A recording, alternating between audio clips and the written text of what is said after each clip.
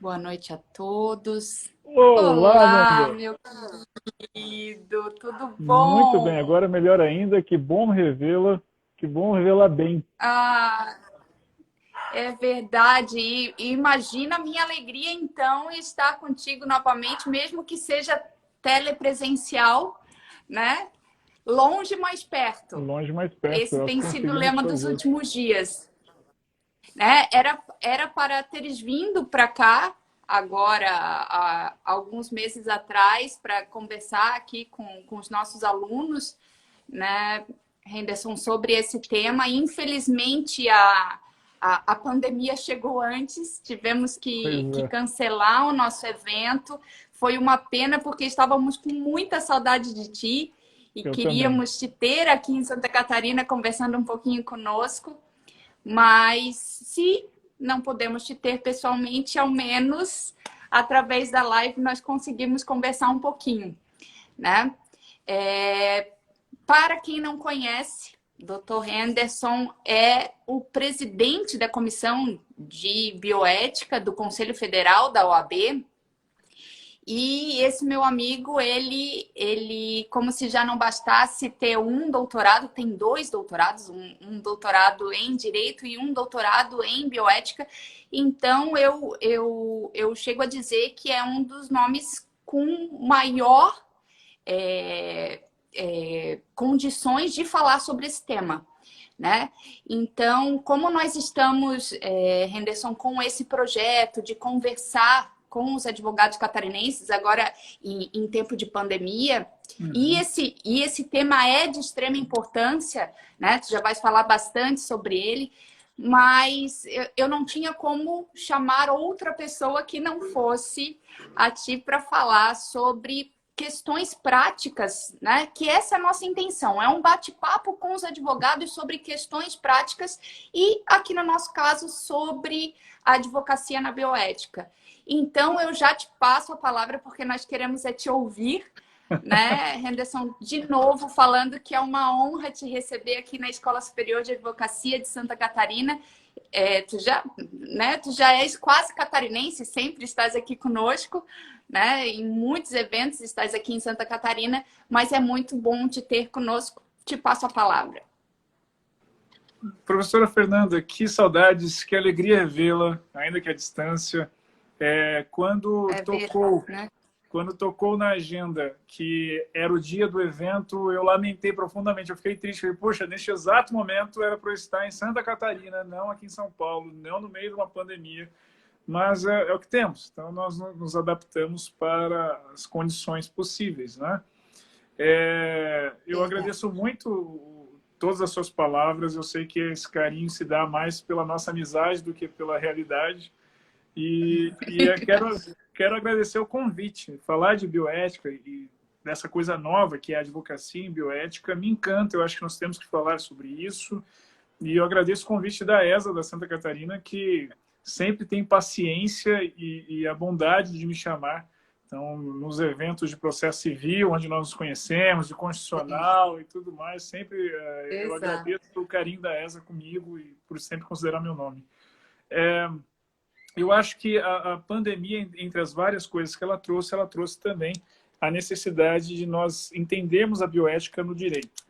Eu estou mexendo nas coisas aqui porque eu não sou youtuber ainda não, que nem você, sabe, Fernanda? Eu vejo você gravando aula e tudo mais. Eu tô agora que eu comprei aquele negócio redondo de iluminar, que nem vocês estão vendo pela... Então, eu estou ajustando ainda, aprendendo a fazer agora as Mas isso é adaptações. ótimo. Ele dá uma luz muito boa no rosto, é essencial. Melhora um pouquinho. Acho que agora ficou melhor. Veja bem.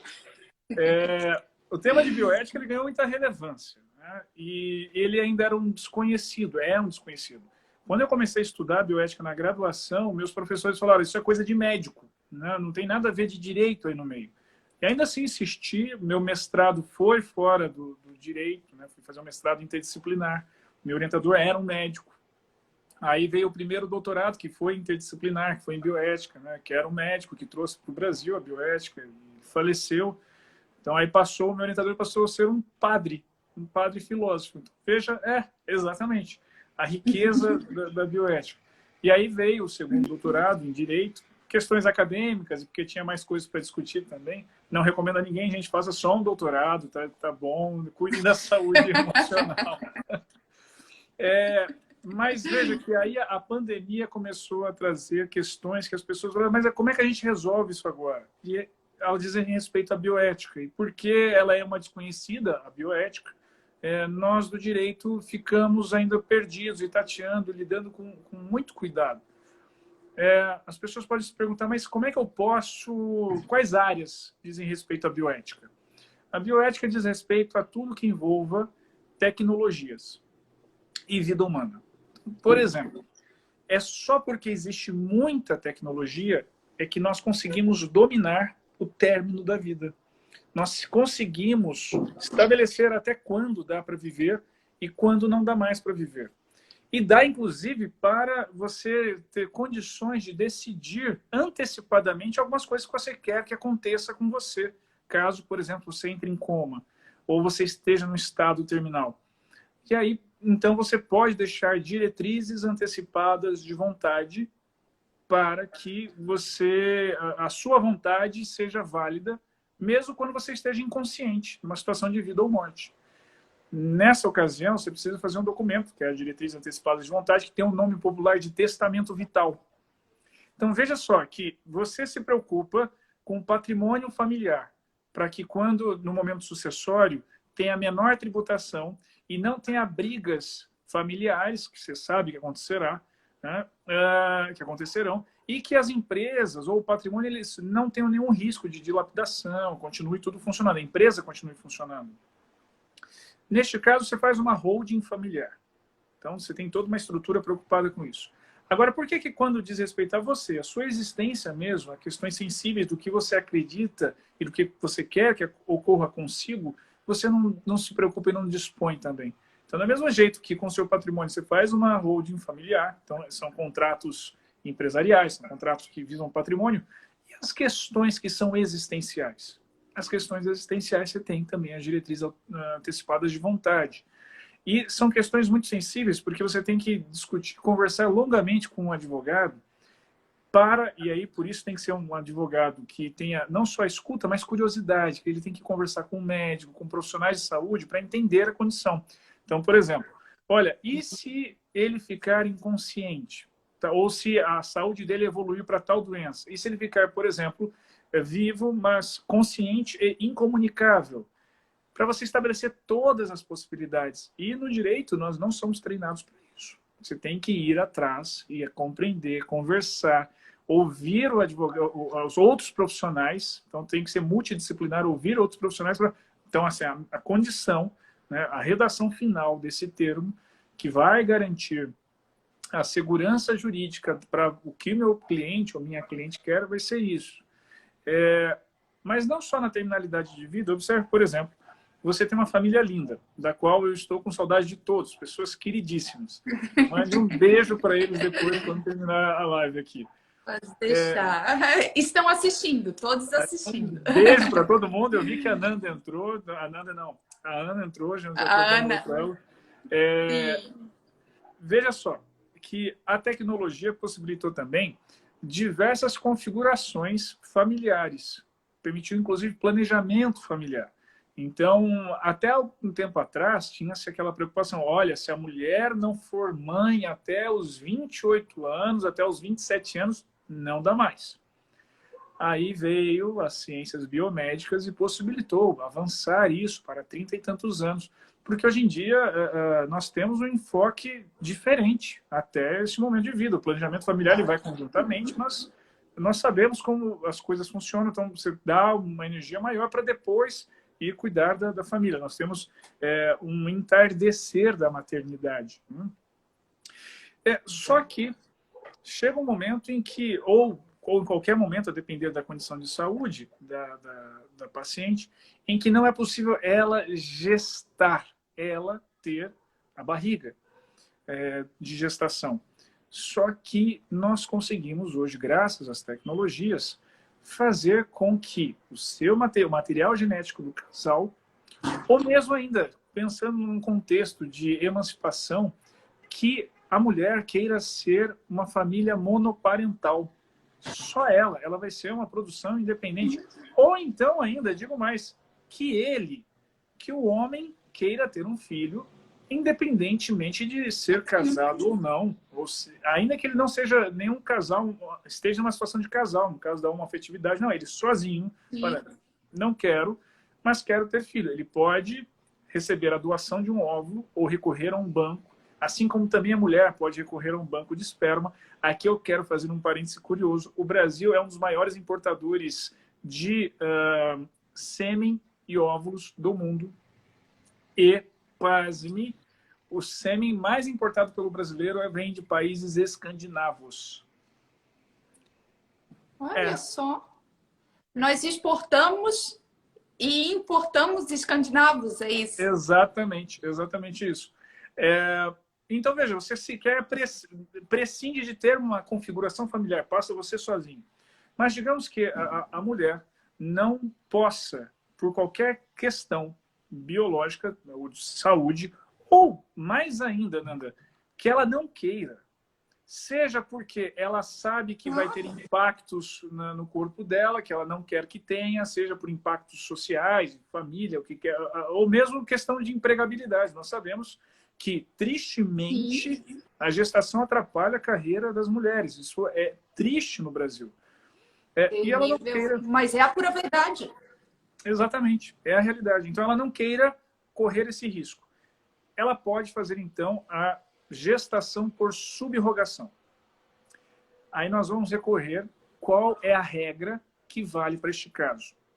Qual é a lei que vale para este caso? E qual é a surpresa que os profissionais de saúde, do direito têm quando vão mexer com isso? Não tem norma, não tem lei. O que é que nós temos? Nós temos uma resolução do Conselho Federal de Medicina, que vai dizer o seguinte: só pode familiar de até 4º grau voluntariamente. Aí você vai observar, poxa, então eu posso pedir até para uma prima. Mas aí você pensa, poxa, mas eu não tenho primos aqui que estejam com disposição ou que gostem de mim o suficiente para poder fazer tudo isso voluntariamente. Aí você passa, não, mas eu consigo ter uma amiga. Então você tem que entrar com um processo no Conselho Federal Regional de Medicina para poder isso caminhar. E veja, sempre voluntariamente. É claro que, na prática, a realidade é outra. Existem algumas coisas. Mas vamos deixar de lado esse ponto e observe só, Nanda. Olha que interessante. Imagina que um casal venha a ficar gestante e eles quebrem esse relacionamento. Ou ainda que eles sequer sejam um casal, mas eles venham a engravidar. Cabe alimentos gravídicos. Ainda que não tenha confirmação da paternidade, cabe alimento gravídico. Veja só, por que é que no caso da gestação por subrogação, fazendo uma analogia, não caberiam alimentos gravídicos para aquela mãe por subrogação? Ou seja, a resolução do CFM fala que não pode pagar nada, mas não é bem assim. Se eu posso, neste caso, fazer a gestação por subrogação, porque eu não poderia fazer, no caso de uma gestação normal, que o filho pertence à gestação gerada dentro do próprio casal, por que é que não poderia a mesma coisa na gestação por subrogação? Olha como é que isso se torna ainda mais interessante. Se fosse num casal tendo uma gestação convencional, este casal teria todos os procedimentos cobertos pelo plano de saúde.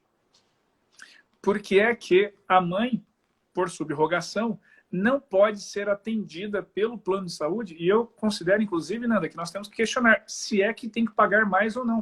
Porque, veja, seriam os custos que o plano teria com aquela segurada que está sendo utilizada agora por outra. Então, veja, todas as questões de acompanhamento psicológico, acompanhamento obstetrício, acompanhamento ginecológico, acompanhamento nutricional, tudo isso tem que ser estendido essa mãe por subrogação, inclusive pelo plano de saúde. Outro ponto também, a questão dos alimentos em espécie mesmo. Porque, veja, aí vem aquela questão, no contrato, e este contrato é completamente atípico e quase ninguém nunca viu isso, você tem que estabelecer obrigações. Você tem que estabelecer a obrigação de que aquela mãe, por gestação, ela, por subrogação, ela vai ter que fazer todas as consultas de pré-natal, abster-se de fumar e de beber, abster-se de fazer atividades radicais, vai se alimentar corretamente conforme o plano nutricional anexo. Uma série de coisas, de obrigações, de questões que nós nunca imaginamos que discutiríamos e temos que discutir. E agora imagina só que curioso, se esta gestação ela começa a causar riscos para essa mãe que está fazendo a gestação. E aí, quem é que tem o direito de falar, ó, não dá mais, vamos interromper? Tem que estar no contrato, isso não está em lugar nenhum escrito. Ou digo mais ainda, que essa criança tenha má formação, por exemplo. Ou então que se descubra que ela tem alguma síndrome cromossômica e o casal venha e diga, nós não queremos, aborte. E ela venha e diga, não, espera lá. Ela tem o direito de recusar o pedido de aborto feito pelos pais. Um aborto. Porque tudo isso são situações complexas e que podem vir a acontecer. E tem que estar negociado antes. Então, é um contrato atípico que não é discutido. E quem faz isso é a advocacia em bioética, que vai estabelecer toda a discussão em relação a isso. Imaginemos agora, também a pandemia trouxe à tona a questão das pesquisas científicas. Você vai se lembrar que nós tivemos, em 2016, uma fake news da seguinte forma. O Brasil descobriu a cura do câncer, ou a USP descobriu a cura do câncer, mas a indústria farmacêutica não quer que você saiba. Eu recebi várias. E aí surgiu o caso da fosfoetanolamina sintética, que era uma pesquisa científica, e foi judicializada. As pessoas entravam em ação no Tribunal de Justiça de São Paulo. Muitos casos. Sim. Inúmeros casos, exato. Contra a USP. E era um laboratório menor do que o cômodo que eu estou aqui, que faziam produção para pré-fase. É uma coisa que nós no direito não sabemos, mas o desenvolvimento de um tratamento, ele possui 5 fases. Pré-fase, fase clínica 1, 2, 3 e 4. A pré-fase é a fase que a gente faz pesquisas com animais. Veja-se que até a década de 60 era apenas um mamífero. Só que na década de 60 surgiu um medicamento chamado talidomida. A talidomida era utilizada para enjoos na gravidez. Poxa, fantástico, né? As mães agora não precisarão mais passar por esse enjoo. E na década de 60 começa a ter uma epidemia de nascimentos de criança com má formação. E todo isso ao redor do mundo, e todo mundo pesquisando o que é que está acontecendo, o que é que está acontecendo, quando descobre que a única coisa em comum em todos os nascimentos ao redor do mundo era que as mães tinham tomado talidomida. Vão refazer as pesquisas, tudo certo, nenhum problema.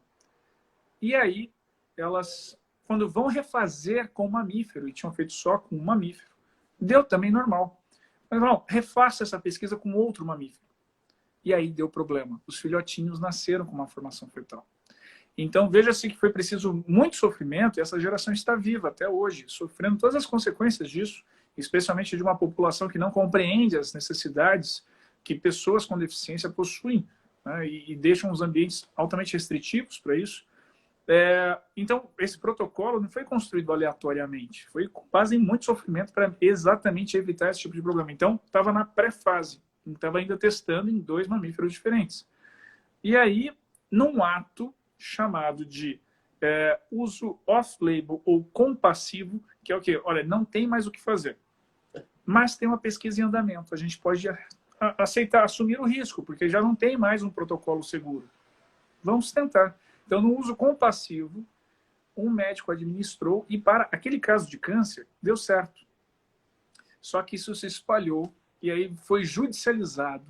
E aí pronto, o Tribunal de Justiça não está preparado para isso. Teve até um caso que eu achei muito curioso, porque alguém entrou no Tribunal de Justiça de Goiás, que obrigou, que deu uma sentença procedente para que o secretário de Saúde de Goiânia, de Goiás, fornecesse uma substância feita pela Universidade de São Paulo. É um problema processual muito curioso. A Procuradoria teve que esconder o secretário até que conseguissem derrubar essa menina, porque senão ia ser preso por descumprir ordem judicial. Então, veja que são problemas complexos, mas a falta de conhecimento nisso, até mesmo para dar apoio aos pesquisadores, né, aos pacientes. Por exemplo, o paciente que quer fazer uso de uma substância que não tem no Brasil. Como é que eu faço para conseguir as autorizações para algo que está sendo pesquisado na Inglaterra possa ser utilizado pelo seu paciente aqui no Brasil? Então, tudo que envolve tecnologia e vida, não importa qual tecnologia ou qual vida. Eu posso estar falando de animais, eu posso estar falando de plantas. Tudo isso são questões que a bioética vem hoje trazer. Embora pareça, tudo que eu falei são coisas de ficção, mas elas são mais comuns do que a gente possa imaginar, né? Então, existe hoje em dia um turismo. Só na questão da gestação por subrogação, né, a gravidez, a barriga de aluguel, existe um turismo brasileiro para fora do país para fazer isso com mais segurança jurídica. Porque aqui no país as pessoas sentem um ambiente incerto para isso. Então, se nós fôssemos mais conscientes das técnicas de bioética para essa circunstância, nós não teríamos tanta insegurança assim. Poderíamos realizar tudo isso aqui com mais tranquilidade, com menos dispêndios econômicos e desenvolvendo um mercado próprio para pesquisadores brasileiros, para profissionais da saúde brasileiros que se especializam nisso. Então... Anderson, há alguns anos atrás eu assisti uma palestra num evento do IBDFAN em Belo Horizonte. E eu assisti uma palestra que me chocou muito, assim. Na realidade, o tema de bioética, ele acaba chocando e trazendo à tona vários tabus e, né, várias questões que nós acabamos, muitas vezes, por deixar escondidas, assim. E era o professor de aulas, ele falava sobre suicídio assistido,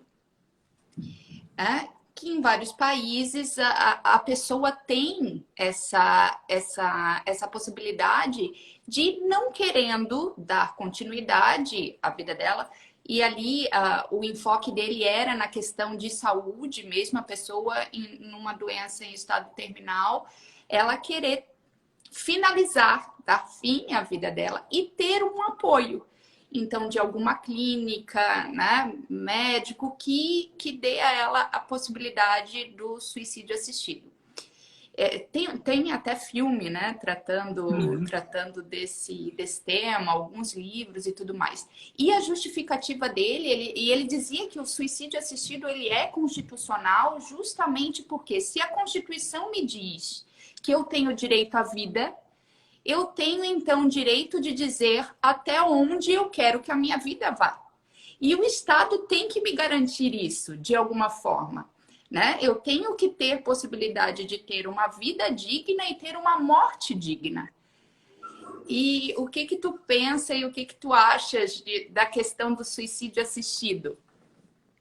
Olha, pergunta polêmica. Vamos esclarecer algumas coisas sobre terminalidade de vida aqui, para todos que estão nos ouvindo entender alguns conceitos. Nós temos, vamos dizer, 4 momentos éticos na terminalidade de vida. O primeiro é a eutanásia, que é a antecipação da morte. Ou seja, a pessoa conseguiria viver mais, mas ela opta por antecipar a morte. Por questões como a que você mencionou, dignidade e tudo mais. Inclusive, um dos nomes dados à eutanásia é o suicídio assistido. Outra situação é distanásia, ou seja, a pessoa morreria, mas tamanha é a intervenção médica possível que a vida prolonga. Ainda que ela esteja inconsciente, ainda que se alguém esbarrar num fio, já não continua mais a vida. Então, é a obstinação terapêutica que mantém ela viva. Entre um e outro, nós temos a ortotanásia, que é a morte natural, em que não é abandono de cuidado, como muitos profissionais jurídicos acham, inclusive quer judicializar isso e tudo mais. Não, é simplesmente, olha, não tem mais o que fazer, vamos colocar em cuidados paliativos, vamos tirar a dor e tudo mais, para que a pessoa consiga, inclusive, se despedir dos familiares. E temos também a mistanásia, que é a morte miserável, ou aquela morte que poderia ter sido evitada, é a morte que acontece na fila de transplante, que acontece esperando um leito de atendimento. Essa é a morte miserável. No caso do suicídio assistido, eu gosto de não usar essa palavra porque num país católico, protestante, evangélico, marcante cultura judaico-cristã, o suicídio ele é visto como algo negativo, pesaroso, desonroso, por assim dizer. Então, quando eu chamo de suicídio assistido, eu já estou marcado ali, tipo, esse paciente não tem honra com a sua vida, não tem dignidade, ele próprio está ferindo a sua dignidade. E aí as pessoas passam a não querer ver essa situação e simplesmente proíbem. Vamos falar sobre direito fundamental à saúde. Nós temos o direito fundamental à saúde, assim como o direito fundamental à vida. Mas, dentro do conceito de direito fundamental à saúde, está uma coisa muito interessante, que é o direito fundamental a não sentir dor. Porque algumas condições clínicas são tão graves que não tem tratamento paliativo suficiente para tirar-lhes a dor. E é muito difícil para nós entendermos esse conceito, esse contexto. Às vezes a gente nunca viu um paciente assim, a gente nunca conviveu com um paciente assim, então é fácil da nossa biblioteca, com ar-condicionado, com uma poltrona confortável, e falar assim, veja, não, ele vai aguentar, porque assim Deus quis, assim o direito tem que fazer.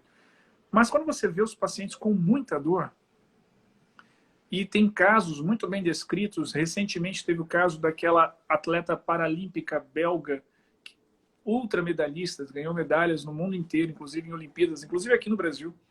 Mas a condição dela causava ali tanta dor que não importa o quão interessante a vida dela fosse, o quanto ela viajava mundo afora competindo, o quanto ela tinha fama, o quanto ela tinha pessoas que amavam perto dela, ela não conseguia ter dignidade suficiente. Então, se nós temos um direito fundamental a não sentir dor, e não temos, na nossa condição científica hoje, fazer com que essa pessoa não tenha dor, quando nós obrigamos-la a ficar viva, suportando aquela dor simplesmente porque a minha moralidade acha ruim que ela não queira mais viver, eu estou condenando-a por causa da minha moralidade.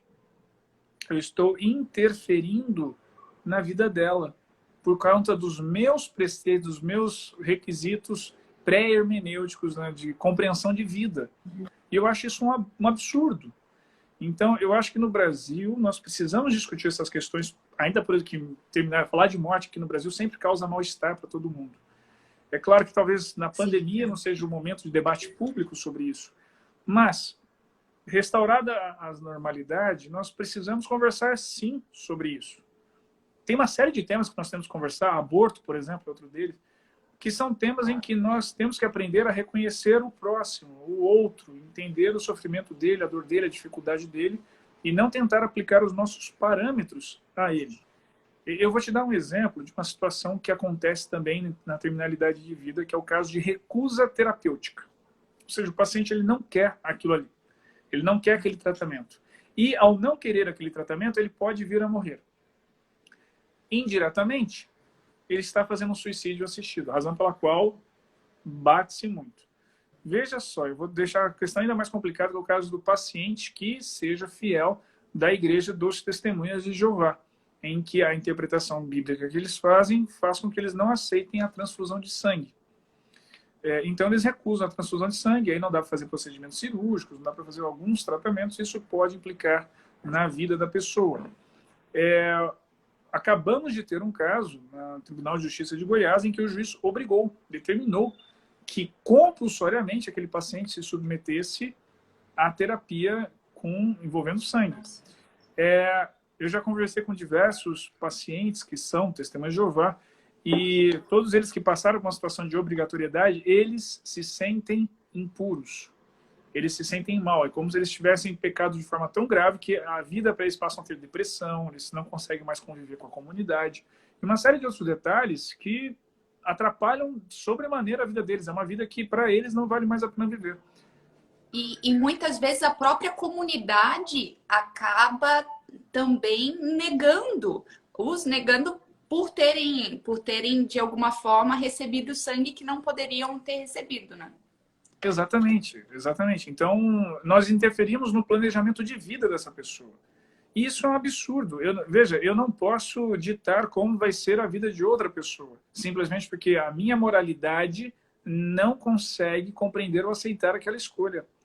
A maior dificuldade que nós temos no direito, em algumas situações de bioética como essa que nós estamos falando, é entender que você tem que fazer uma autocontenção.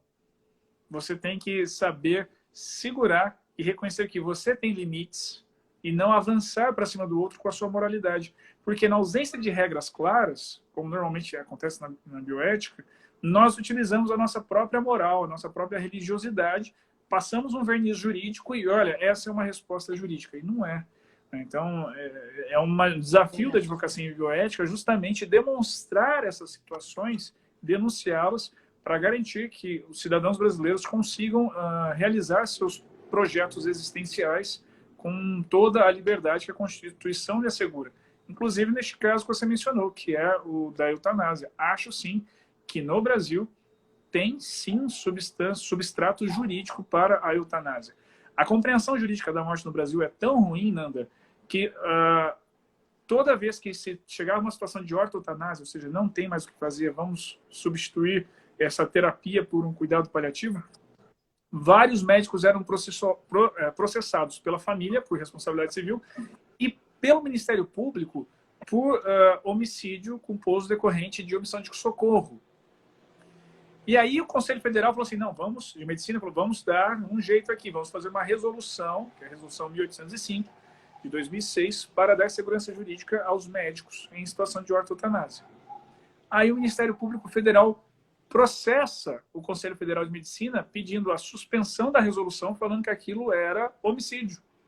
E que se a Justiça Federal não entendesse que era para simplesmente definitivamente suspender a resolução, que mantivesse ela, mas que toda vez que fosse usá-la, tinha que alguém entrar com uma ação para que, ouvido o Ministério Público, o juiz autorizasse a realização de ortoeutanásia. Ou seja, para se morrer no Brasil, passamos muito perto de ter que pedir autorização para o Poder Judiciário.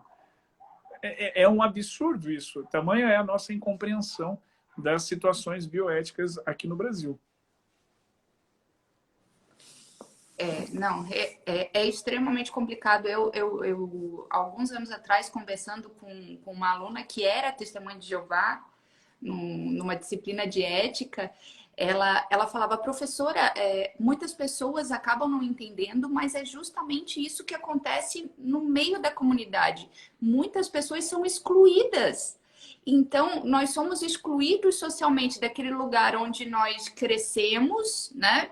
Vivemos a vida toda e as pessoas não aceitam simplesmente por acharem que né, vale mais a vida e não respeitam a nossa autonomia.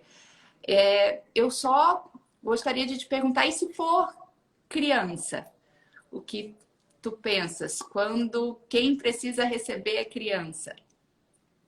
No caso da criança, eu acho que aí nós temos normas do direito civil e do ECA muito mais claras do que deve ser aplicado. É claro que a criança tem a liberdade religiosa, está no ECA isso, mas para crianças nós temos que ver, não dá. Ela precisa ter uma formação uma experiência de mundo maior.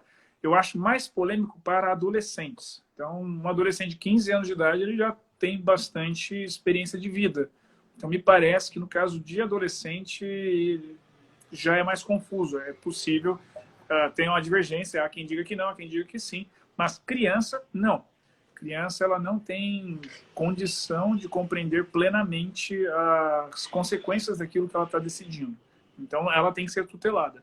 Mas agora, um adulto saudável, ela tem todo o direito de falar o que ela quer que aconteça consigo.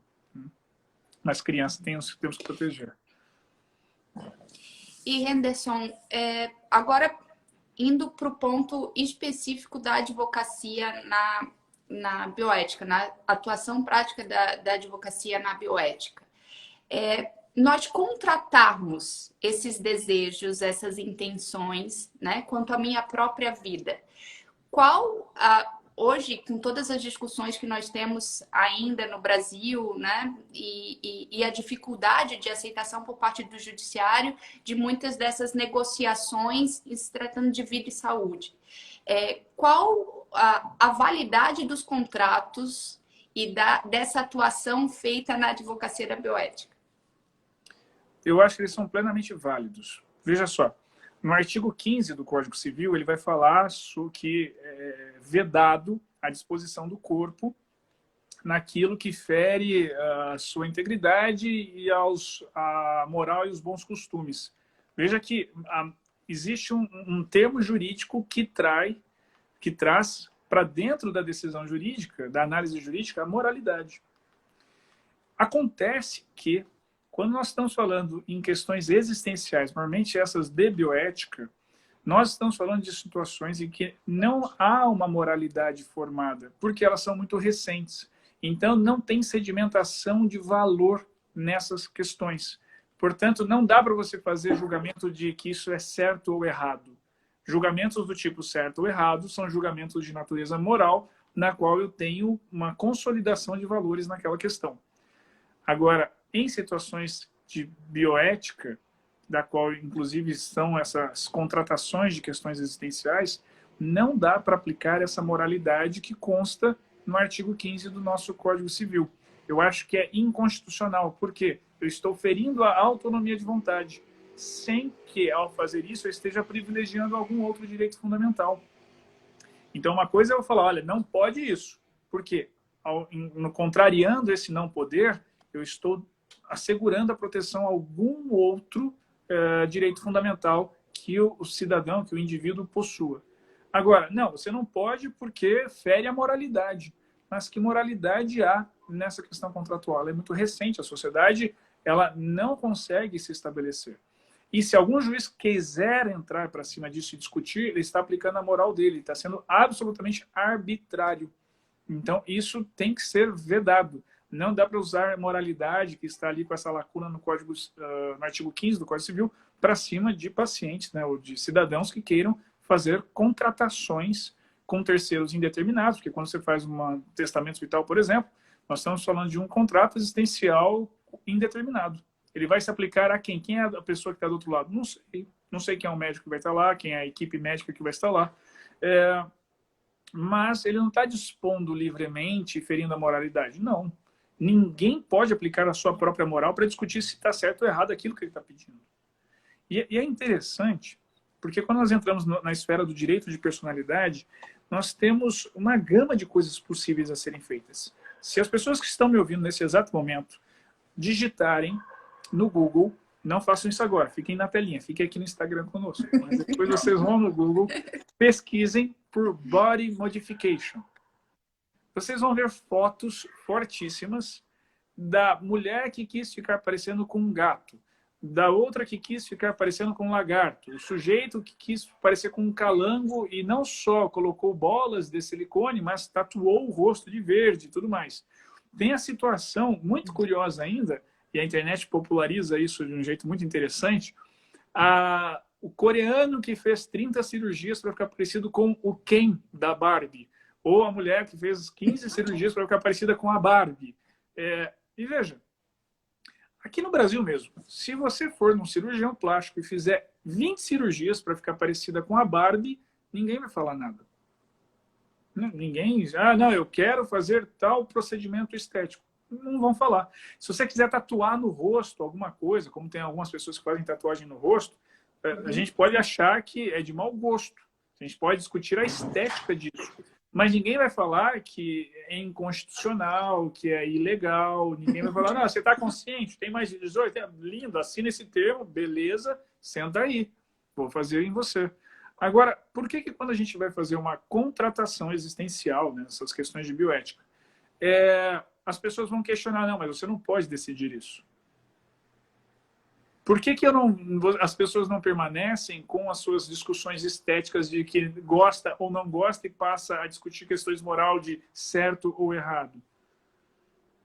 Então, é por isso que eu vejo como uma invasão, seja do judiciário, seja de quem quer que seja, para dentro de uma esfera que é personalíssima, que diz respeito unicamente à pessoa, ao indivíduo, com os seus valores, sozinho, sentado com eles, discutindo o que é que ele acredita, o que é que ele quer para si. Então, esses contratos também, eles precisam ter alguns mecanismos de efetividade. Por exemplo, ele tem que estabelecer um curador daquele contrato. Porque muito provavelmente ele estará inconsciente ou estará numa cama da qual ele não consegue sair dali e fazer aquilo ser efetivo. Então, é importante que ele já estabeleça um procurador com efeitos suspensivos, ou seja, a partir de preenchidas aquelas condições, aquela pessoa está automaticamente estabelecida na condição de procurador do paciente. É interessante que esse procurador não tenha vínculos hereditários por uma questão de compliance. Tem alguma regra para isso? Não tem. Mas por uma questão de compliance, é bom que seja alguém isento, que não vai receber nenhuma herança, nem nada. É interessante que algum profissional de saúde da confiança desse cidadão seja estabelecido como consultor técnico, ou seja, tem que ser ouvido ele para que ele explique melhor a circunstância que está ocorrendo ali, porque mediante isso e mediante a antecipação das diretrizes de vontade, este procurador ele consegue ou contratar um advogado ou sendo ele próprio advogado, entrar com uma ação que determine, faça a execução daquela diretriz antecipada de vontade. Mais do que isso, ele sabe que isso existe. Porque se a gente registra no cartório, quando você der a entrada no hospital, o médico não vai... Escuta, e aí? Alguém sabe se ele tinha um testamento hospital? Pergunta lá no cartório, liga no cartório para saber se ele deixou registrado. Não, você vai mão na massa, vão segurar a vida desse sujeito aqui. Né? Então, é importante, não, você tem um procurador que imediatamente vai correndo, já coloca já dentro do prontuário já todas as regras de diretrizes normativas. Ou então, se você não está advogando por um cidadão, você advoga por uma instituição de saúde, que é possível também, advocacia de saúde no âmbito das instituições.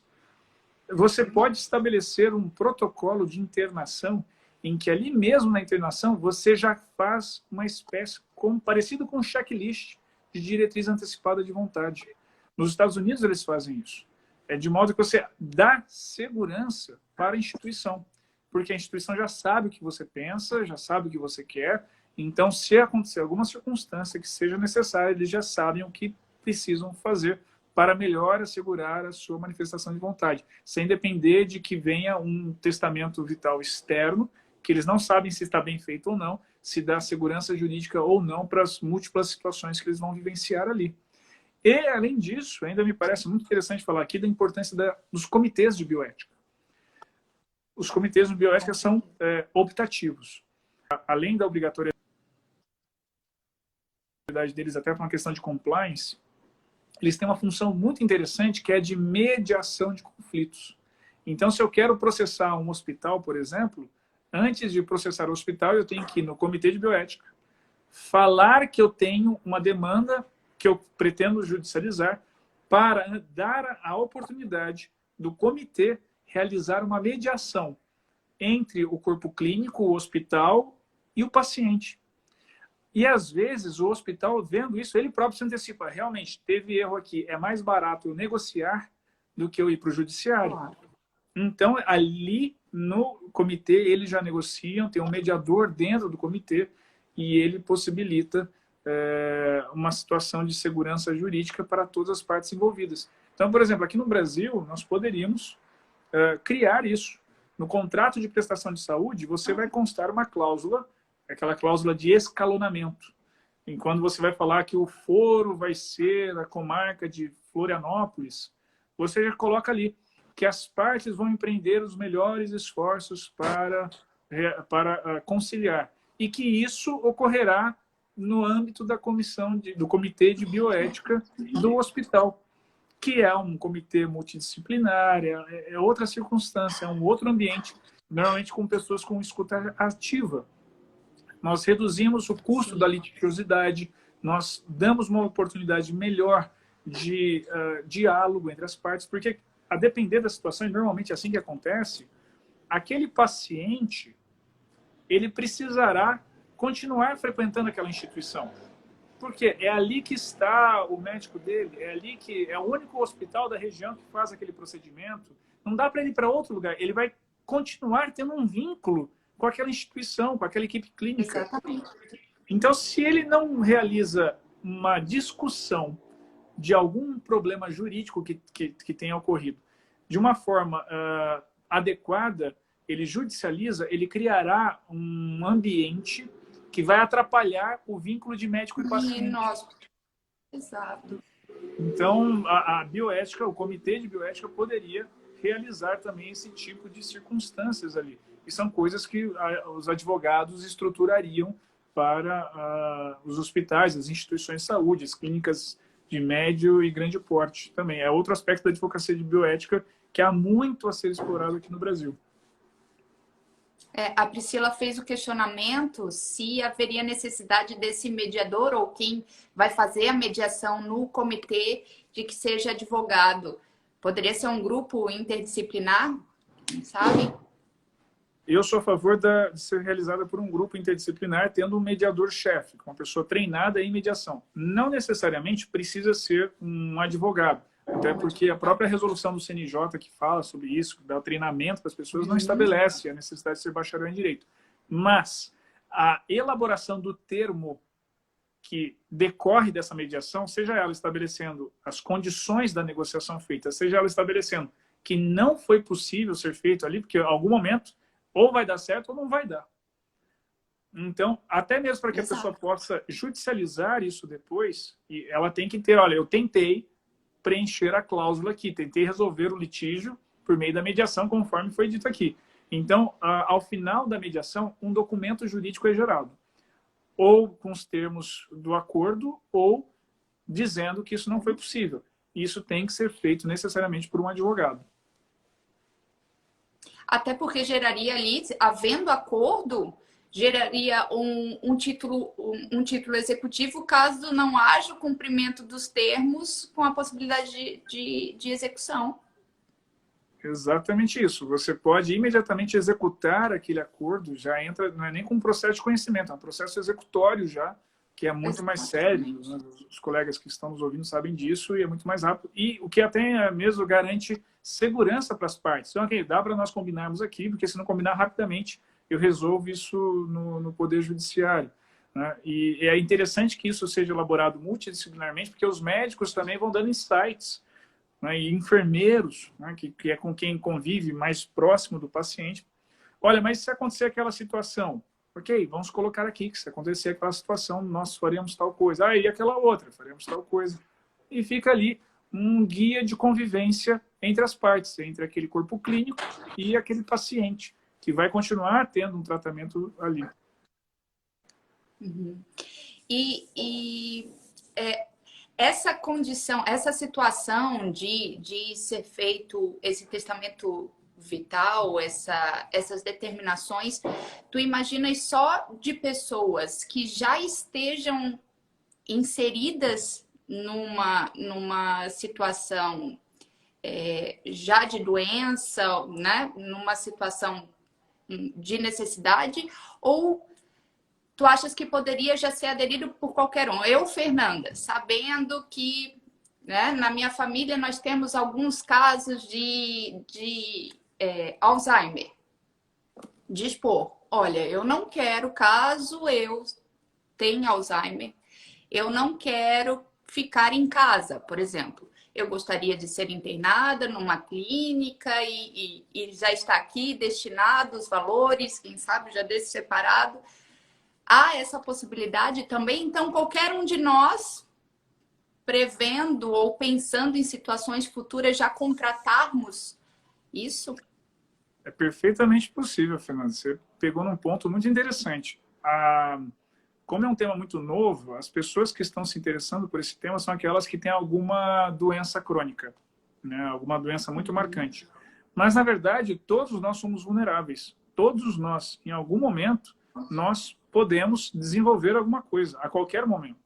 Então, da mesma maneira como você se preocupa, como eu mencionei, você se preocupa em fazer uma hold para poder ter toda a questão patrimonial resolvida, que você sabe que um dia vai morrer, você vai adoecer em algum momento da vida, né? Deus queira que você fique o mais tempo possível com plena saúde, mas pode ser que algo aconteça.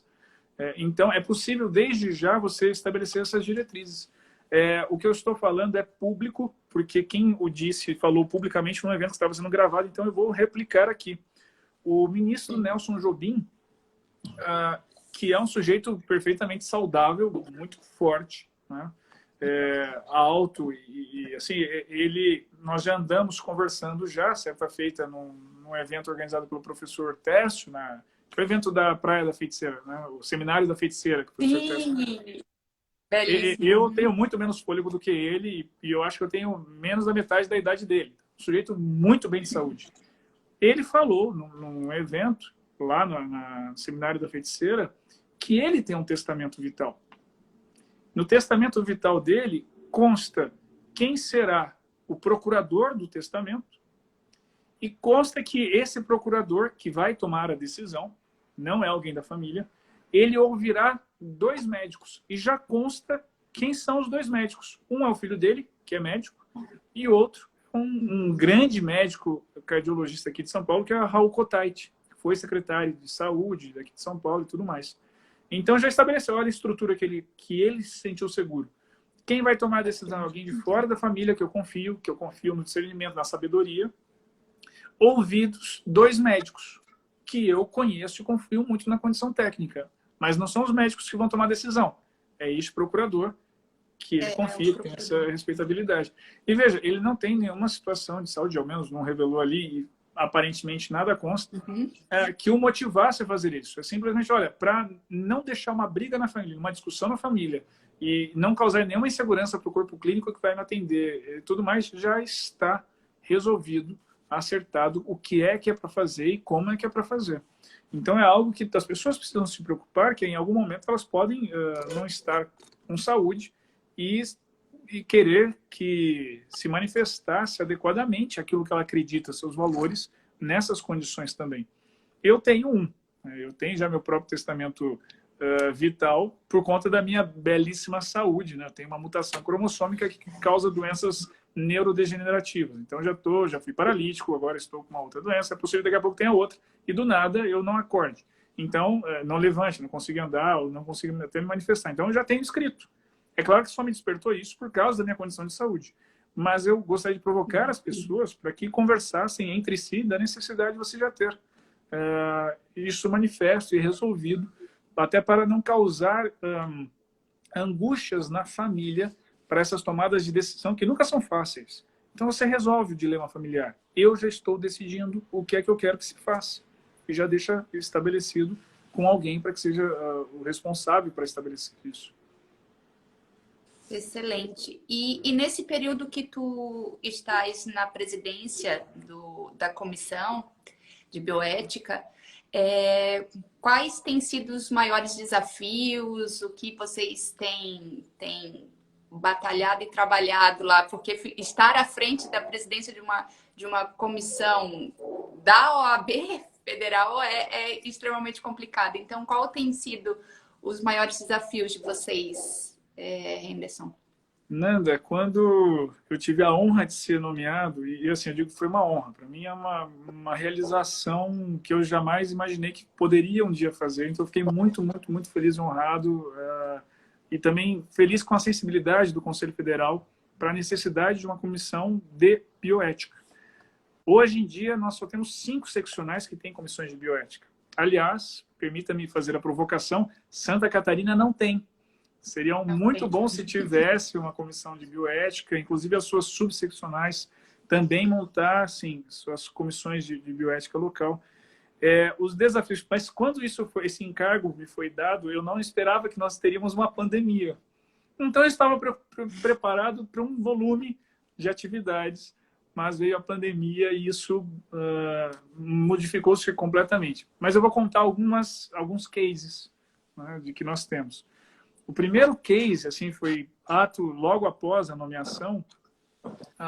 O Brasil, em 2013, o então senador Eduardo Suplicy propôs um projeto de lei que destina 30% de um fundo que tem no Ministério de Ciência e Tecnologias, chamado Fundo Setorial de Saúde, que 30% desse fundo seja destinado a pesquisas com doenças raras ou negligenciadas. Doenças raras são doenças que acometem pouquíssimas pessoas, na ordem de menos de 65 pessoas para cada 100 mil habitantes. Então, por que destinar dinheiro para essas doenças? Porque como são poucas pessoas, não tem interesse do mercado, da indústria farmacêutica. Então, tem que ser feito no âmbito público. E as doenças negligenciadas são doenças infecto-contagiosas que acometem regiões que não têm saneamento básico, via de regra. A ONU lista 21 doenças negligenciadas. Das 21, o Brasil tem 18.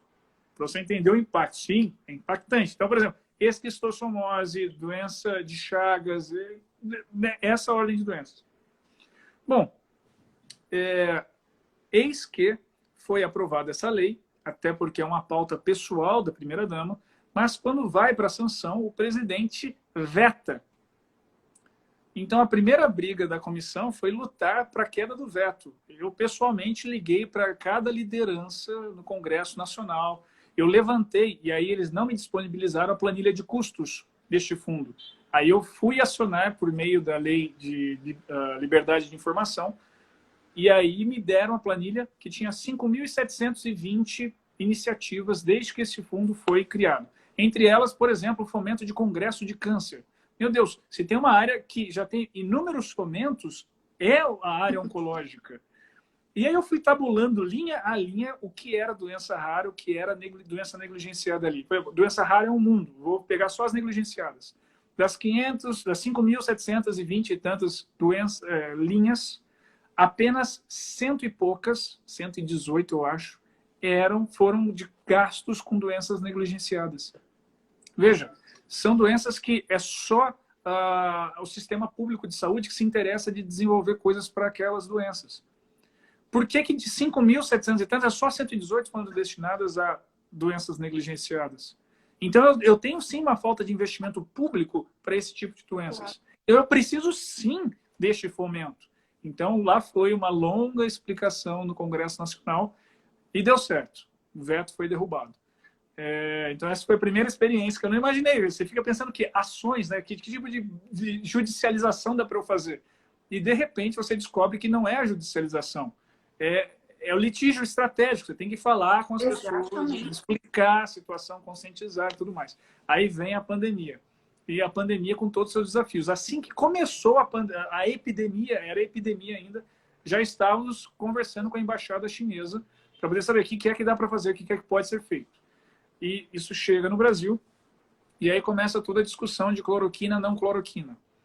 E aí vai inúmeros relatórios para o Conselho Federal, que tomou providências e conseguiu derrubar, conseguiu, inclusive, que por meio de uma DPF, obrigasse que o Ministério da Saúde e a Presidência da República abstivesse de tomar providências contra as ordens do Ministério, contra as orientações do Ministério da Organização Mundial da Saúde. Então, o tempo todo nós temos que ficar monitorando quais são as políticas públicas que estão sendo efetivadas no Brasil em controle da pandemia e o que é que a Organização Mundial de Saúde está fazendo. Neste exato momento em que nós estamos aqui conversando, tem um protocolo aqui no Brasil estabelecendo o uso de cloroquina e hidroxicloroquina para grávidas. Grávidas, veja, o mundo já tem todas as ressalvas científicas do uso de hidroxicloroquina e cloroquina com adultos. Ponto. No Brasil, nós estabelecemos um protocolo falando que, olha, para grávidas. Grávida, ok. E não tem pesquisa que estabeleça segurança suficiente para mãe e bebê com a dosagem alta da cloroquina e hidroxicloroquina, que sabidamente são drogas que têm uma alta toxicidade. Então, novamente, relatório, Conselho Federal. E aí veio uma situação muito curiosa, que é a falta de diálogos. Henderson, só deixa eu te interromper um pouquinho. Nós temos 30 segundos. O Instagram vai encerrar, mas eu vou retornar, tá certo? Então, caindo a nossa live, nós entramos novamente, tá? Porque eu quero continuar conversando contigo. Tive a palavra, desculpa te interromper. Desculpa te... Vamos fazer o seguinte, eu acho que eu já vou interromper agora e a gente já retorna com o tema de novo? Vamos fazer isso? Então, estou interrompendo agora e já retornamos. Ok.